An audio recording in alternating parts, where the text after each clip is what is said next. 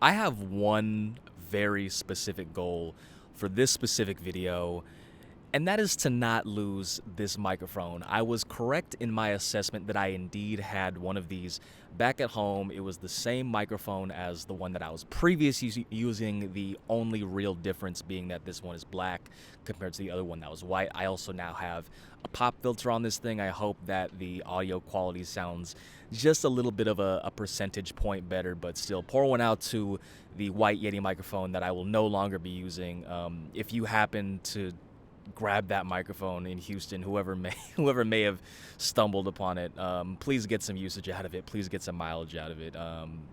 I have no idea. I still have no idea where that thing is. But the first post-game video that we're doing here at Oracle Park in the 2025 season, I did not do one yesterday because of yesterday was a lot. If you want to know what happened yesterday, go read the story yesterday. I had dinner reservations that got completely just thrown into the trash as a result of that game. But this is a poor showing on me for assuming that I could make dinner reservations for the home opener. There's never such thing as a crisp and clean home opener that's done in a concise manner. But tonight the Giants beat the Seattle Mariners 4-1. They improved to 7-1 on the season. That is their best start since 2003. I want to say I was 4 years old when that season started. Sorry if that makes anybody feel old. They are now, I said they're 7-1 already. They've won 6 consecutive games. I don't know where they stack in the division, but I think between them and the Dodgers and the Padres, I think they all have one loss at this point, or if not all one loss, pretty something close to it. Just a real stacked NL West, and I'm pretty sure that's a good approximation of how it's going to be over the course of the season. And the one person who I really dug into for today's game was Jung Hoo Lee, who recorded his first 3-hit game of the season. He only had one all last season. He scored twice, both of which were on Matt Chapman doubles. Him and Chapman both hit back-to-back doubles in the 4th inning as well as in the 6th inning. And he also stole his 3rd base of the season, and that's important because all of last season he only stole 2 total bases. He only made 5 total attempts. So the stolen base very much becoming more of an increasingly important part of Lee's game. And it is early. Again, it's early. Take all of these things with a grain of salt. Don't want to look too much into some of these early numbers.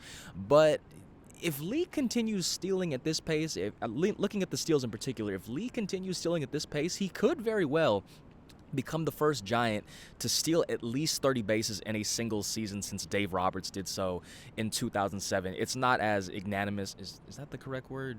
I think that's the right word. Let's just say it's the right word. I'm going to put it up on the thing if it's the wrong word. It's not quite as infamous as a streak as the 30-homer drought that was beginning in 2004 with Barry Bonds, but it's still not a great streak nonetheless. And a couple of the guys, Matt Chapman, Robbie Ray, as well as manager Bob Melvin, talked about what type of impact Lee has with this team, the type of impact he's had offensively, the bat-to-ball skills, the fact that he's doing so despite not having a super long Rolodex, or super extended Rolodex, rather, of guys that he's faced at the major league level. I went and looked, and as far as guys that he's faced, Lee, including today, has faced 105 different pitchers at the major league level.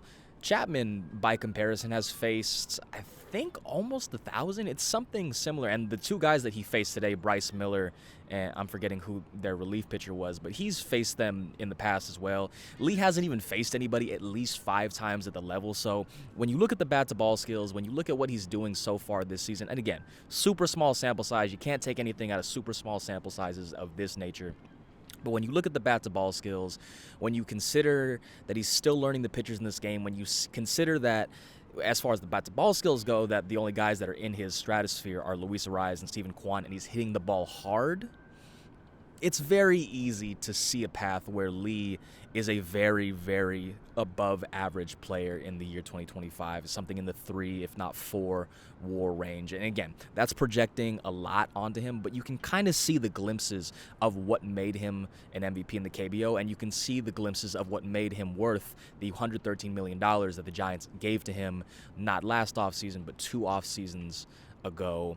At this point, some other things to get into from today's game. Today was Matt Chapman's bobblehead day. Congrats to you if you were one of the lucky few who got the gold dipped bobblehead. Only 15,000. Typically, when I was growing up, it was always 40,000, but that's neither here nor there. He ends up with a little bit of a stat sheet stuffer game of his own. I want to say it was 2 hits, 2 runs scored, 2 RBIs. Has a very vintage Chapman-esque play to end the game. Charges a slow roller down the line. Robbie Ray, a little bit of a not his crispest start in the world. He ends up walking 5 batters, but he limits the damage to 1 earned run, that coming on a solo homer to dead center field. Hayden Birdsong was the only one of the Giants pitchers who didn't pitch yesterday, and if that game had extended any longer, he probably would have pitched. But he provided 2 scoreless innings today. I think we had 2 strikeouts as well. Something that's important to note with Birdsong is that for the time being, they're going to view him as a true reliever as opposed to trying to figure out opportunities to piggyback off of other pitchers. They wanted to do something to that effect in Houston, but that plan never materialized. So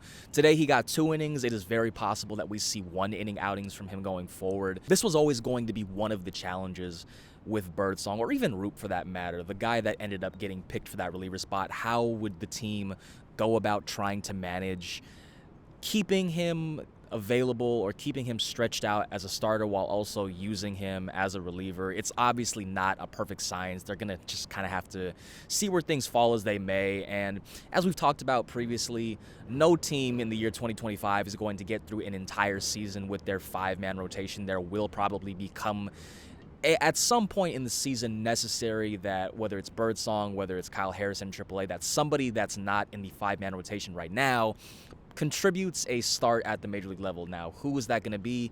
What does that look like? That remains to be seen.